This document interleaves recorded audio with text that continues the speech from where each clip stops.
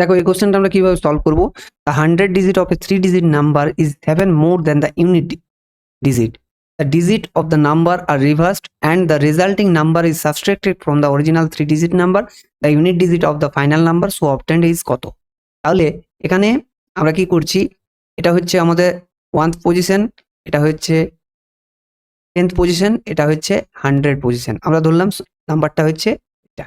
এটা যদি আমাদের নাম্বার হয় তাহলে এটাকে আমরা এইভাবে লিখতে পারি 100h plus 10t plus 1 into ও মানে হচ্ছে ও, ঠিক আছে, এটা হচ্ছে ও, আমরা এইভাবে লিখছি। এবার দেখো কি বলেছে যে 100 digit number is 7 more than the unit digit. আচ্ছা, এক্ষেত্রে 100 ডিজিট যেটা রয়েছে এইচ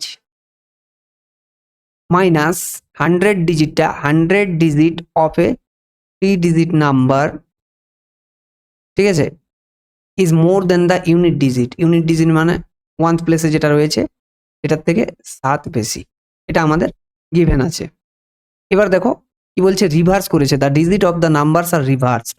রিভার্স করা হলো, তার মানে এখানে ও এলো, এখানে টি, এখানে এইচ, জাস্ট চেঞ্জ হলো এই দুটোর ভেতরে। তাহলে কি হচ্ছে এবারে 100 ও প্লাস 10t প্লাস এইচ, ঠিক আছে। এবারে কি বলছে, বিয়োগ করতে বলেছে, সাবস্ট্রাক্টেড ফ্রম দ্য অরিজিনাল নাম্বার। তাহলে এখানে আমাদের কি থাকছে 100h মাইনাস ও, এটা আমাদের কেটে যাচ্ছে, 0 হয়ে যাচ্ছে, আর এটা হচ্ছে ও মাইনাস এইচ, তো এটাকে আমরা মাইনাস কমন নিয়ে নিচ্ছি এইচ মাইনাস ও পাওয়ার জন্য। তাহলে এটা আমরা আলটিমেট কি পেলাম 99h মাইনাস ও।